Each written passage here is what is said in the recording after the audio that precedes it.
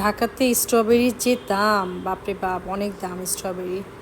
যাই হোক, স্ট্রবেরির দাম হলেও বাচ্চাদের জন্য হলেও আমাদের কিনতে হয়, খাওয়াইতে হয় বাচ্চাদের খুশি করার জন্য।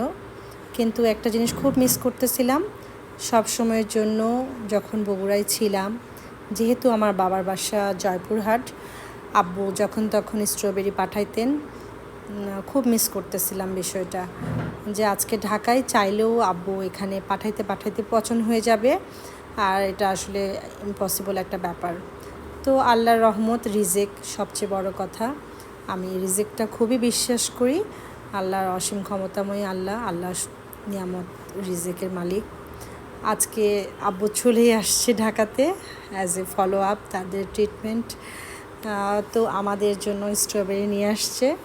আসলে বাবা, মানে আমাদের যাদের আব্বু বেঁচে আছেন পৃথিবীতে, আল্লাহ তাদের নেক হায়াত দান করুন। আজকে আব্বু আছে বিধায় এই মিসটা হয়, এবং এই আদর, আহ্লাদ, সোহাগ সব কিছু মিলাই আমরা আব্বুর কাছে করতে পারি। আর আব্বু সেই আমাদের তারও শান্তি পাচ্ছে না, সেও শান্তি পাচ্ছে না যে তার নাতি নাতনি মেয়ে ছেলেকে স্ট্রবেরি খাওয়াইতে পারতেছে না।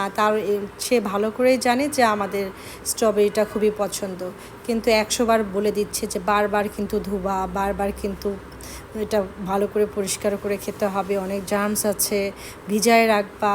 তো অ্যাজ ইউজুয়াল আমি বাসায় এসে এটা শুরু করলাম আর কি, 2-3 বার ধুয়ে নিলাম। ধোয়ার পরে তো এদিকে আমার মেয়ে কাটার কথা শুনে বা স্ট্রবেরি ভিজায় রাখার কথা শুনেই বলতেছে যে মা, আমাকে একটু স্ট্রবেরি কেটে মেখে দিও। স্ট্রবেরিগুলো, বাংলাদেশের স্ট্রবেরিগুলো একটু টক হয়, আর এই জন্য, আর বাহিরের দেশের স্ট্রবেরিগুলো অনেক মিষ্টি হয় আলহামদুলিল্লাহ।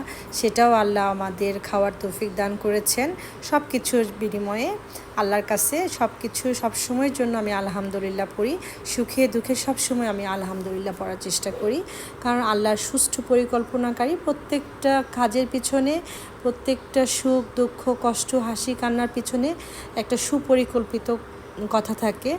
আর আমার আব্বুর জন্য সবাই দোয়া করবেন। আসলে পৃথিবীর সব বাবার জন্যই দোয়া থাকলো। আসলে আমি মন থেকে দোয়া চাই। আমাদের বয়স হয়ে গেছে, তাদের আরও বয়স হয়ে গিয়েছে। হায়াত মৌতের দুনিয়ায় আমরা কে কয়দিন বাঁচবো কেউই জানি না। বাবার বা আব্বুর যে ভালোবাসা, আসলে মানে অন্যরকম একটা ফিলিংস। এটা আসলে আব্বুর মুখে কখনো বলা হয় নাই, কিন্তু আব্বুকে আমরা অনেক ভালোবাসি। উনি ওনার অনেক হায়াত দান করুক। আর